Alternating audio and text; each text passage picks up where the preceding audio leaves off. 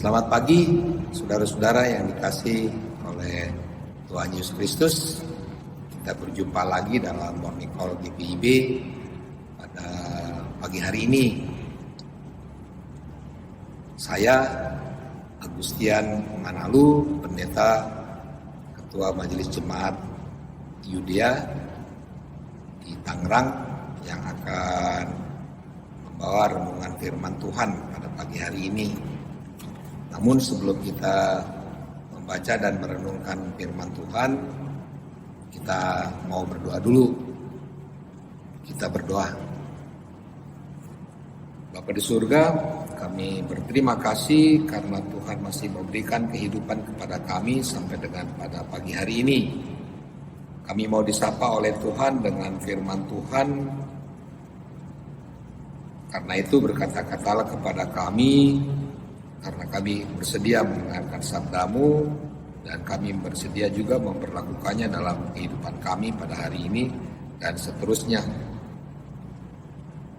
Demi nama Tuhan Yesus Kristus kami berdoa kepada Bapa di surga. Amin. Saudara-saudara yang kasih dalam Yesus Kristus, pembacaan kita pada hari ini terambil dari 1 Raja-Raja 17 ayatnya yang ke-17 sampai dengan ayatnya yang ke-19 sebagai bacaan kita, yang menuliskan kepada kita begini.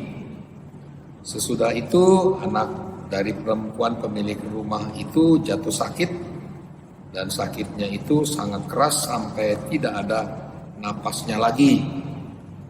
Kata perempuan itu kepada Elia, "Apakah maksudmu datang kemari, ya abdi Allah? Singgahkah engkau kepadaku untuk mengingatkan kesalahanku dan untuk menyebabkan anakku mati?" Kata Elia kepadanya, "Berikanlah anakmu itu kepadaku." Elia mengambilnya dari pangkuan perempuan itu dan membawanya naik ke kamarnya di atas dan membaringkan anak itu di tempat tidurnya. Demikian pembacaan Alkitab. Pujilah Kristus, haleluya. Saudara-saudara yang kasih dalam Yesus Kristus, pembacaan kita menceritakan Tuhan datang kepada Elia, dikatakan pada ayatnya yang ke-9, supaya Elia bersiap pergi ke Sarpat di wilayah Sidon dan dia harus tinggal di sana. Terus kemudian Tuhan mengatakan kepada dia bahwa Tuhan telah memerintahkan seorang janda untuk memberi dia makan selama dia tinggal di sana. Kemudian Elia yang selalu bergantung kepada Tuhan sebagai Allah yang hidup itu pergi ke Sarpat, dan kemudian sampai di pintu gerbang kota itu tampaklah seorang janda sedang mengumpulkan kayu api. Ia berseru kepada perempuan itu, katanya, "Cobalah ambil bagiku sedikit air dari dalam kendi supaya aku minum." Kata perempuan itu, pergi mengambilnya. Ia berseru lagi, cobalah ambil juga bagiku sepotong roti. Perempuan itu menjawab, demi Tuhan Allahmu yang hidup, sesungguhnya tidak ada roti padaku sedikit pun kecuali segenggam tepung dalam tempayan dan sedikit minyak dalam buli-buli. Dan sekarang aku sedang mengumpulkan 2-3 potong kayu api, kemudian aku mau pulang dan mengolahnya bagiku dan anakku, dan setelah kami memakannya maka kami akan mati. Itu yang dikatakan oleh perempuan itu. Kemudian Elia yang percaya kepada Allah itu berkata kepadanya, jangan takut, pulanglah, buatlah seperti yang kau katakan, tetapi buatlah lebih dahulu bagiku sepotong roti bundar kecil daripadanya dan bawalah kepadaku, kemudian barulah kau buat bagimu dan bagi anakmu. Saudara-saudara, dia melakukan itu, saudara-saudara. Maka terjadilah mujizat Tuhan bagi dia dan anaknya dan juga bagi Elia. Mereka tidak pernah kehabisan tepung dan minyak dalam tempayan dan di buli-buli itu, dan ada selalu untuk mereka olah bisa menjadi roti. Nah, sesudah itu saudara-saudara yang kasih dalam Yesus Kristus, dikatakan dalam bacaan kita pada pagi hari ini, perempuan itu, pemilik rumah itu yang sudah menemani Elia, memberi makan Elia, saudara-saudara yang kasih dalam Yesus Kristus melihat keadaan anaknya, bahwa anaknya itu sedang sakit keras, bahkan dikatakan tidak ada napasnya lagi, sampai tidak ada napasnya lagi. Kemudian perempuan itu berkata kepada Elia, apa maksudmu datang kemari, ya abdi Allah? Singgahkah engkau kepadaku untuk mengingatkan kesalahanku dan untuk menyebabkan anakku mati? Nah, dari cerita itu kita tahu, saudara-saudara yang kasih dalam Yesus Kristus, bahwa perempuan ini dan anak itu mau melakukan apa yang dikatakan oleh Elia, yang merupakan menjadi kehendak Tuhan itu hanya sekedar ya rutin. Mudah-mudahan bisa terjadi apa yang terjadi. Dan itu memang terjadi, saudara-saudara yang kasih dalam Yesus Kristus. Tapi kenyataannya ketika terjadi pergumulan yang dikatakan ketika anaknya sakit keras, dia mulai ragu tentang apa yang menjadi maksud Tuhan dalam hidup mereka dan hidup akan orang-orang yang ada di Sarfat, saudara-saudara yang kasih. Apa tindakannya yang dilakukan oleh Elia, saudara-saudara? Kemudian Elia berkata kepada perempuan itu, berikanlah anakmu itu kepadaku. Kemudian Elia mengambilnya dari pangkuan perempuan itu dan membawanya naik ke kamarnya di atas dan membaringkan anak itu di tempat tidurnya. Saudara-saudara yang kasih, kita tahu selanjutnya Elia berdoa kepada Tuhan. Doanya itu, saudara-saudara, bukan menggambarkan simpatik terhadap perempuan itu dan anak itu, tetapi yang bersifat empati,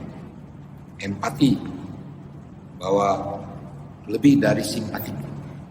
Apa yang dialami, derita yang dialami oleh perempuan itu merupakan derita juga bagi dia, saudara-saudara. Karena itu dia berkata kepada Tuhan, ya Tuhan Allahku, apakah engkau menimpakan kemalangan ini atas janda ini juga yang menerima aku sebagai penumpang dengan membunuh anaknya?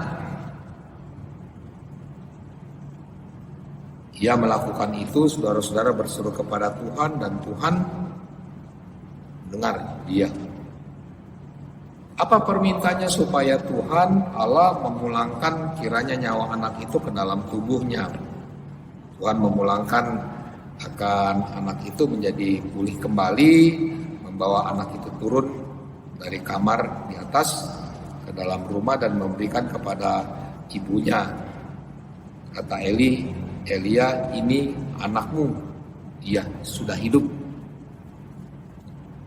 Terjadilah apa yang dikatakan mujizat selanjutnya yang dikatakan perempuan itu, saudara-saudara, sebagaimana yang saya katakan tadi bahwa dia hanya mau melakukan apa yang menjadi kehendak Tuhan lewat Elia, terus kemudian dia mulai percaya, dia mulai yakin. Sekarang aku tahu bahwa engkau abdi Allah dan firman Tuhan yang kau ucapkan itu adalah benar. Nah, bagi kita, saudara-saudara, pada saat sekarang ini kita sama seperti janda itu, saudara-saudara yang kasih. Seringkali kita melihat hidup kita itu sebagai rutinitas belaka. Ya, kita masih hidup, ya kita jalani kehidupan ini. Terus kemudian kalau Tuhan memberkati kita, ya puji Tuhan. Kalaupun tidak, ya tidak apa-apa juga gitu. Persoalannya bukan di situ, saudara-saudara. Kita sebagai orang percaya, kita tahu bahwa Tuhan selalu bersama dengan kita. Kita punya Tuhan yang hidup.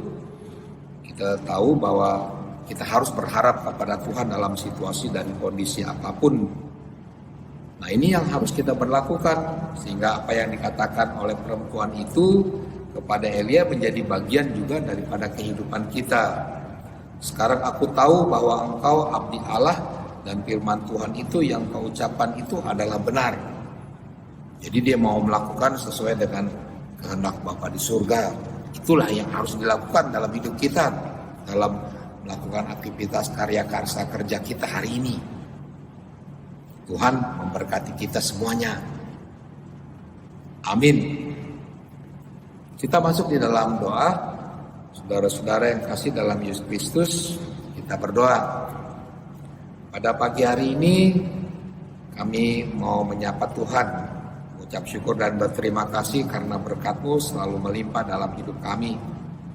Berkati kami dalam karya karsa kerja kami pada hari ini, ya Bapa di surga, baik dalam aktivitas kami di rumah maupun di tempat kerja. Kalau memang kami harus bekerja di tempat kerja kami, dalam aktivitas sosial kami, bahkan dalam aktivitas pelayanan di gerejamu sebagai jemaat GPIB. Besertalah dengan kami, yakinkanlah kami bahwa kami punya Tuhan yang hidup, yang akan memimpin dan menyertai kami sepanjang hidup yang ada. Besertalah dengan GPIB, ya Bapa di surga, dengan segala keberadaan yang ada. Berkati akan persekutuan, pelayanan dan kesaksiannya, supaya dalam persekutuan, pelayanan dan kesaksian nama Tuhan dipermuliakan, dikuduskan dan diagungkan. Ini kami, ya Bapa di surga, kami serahkan hidup kami pada hari ini hanya dalam nama Bapa, Anak, dan Roh Kudus. Amin.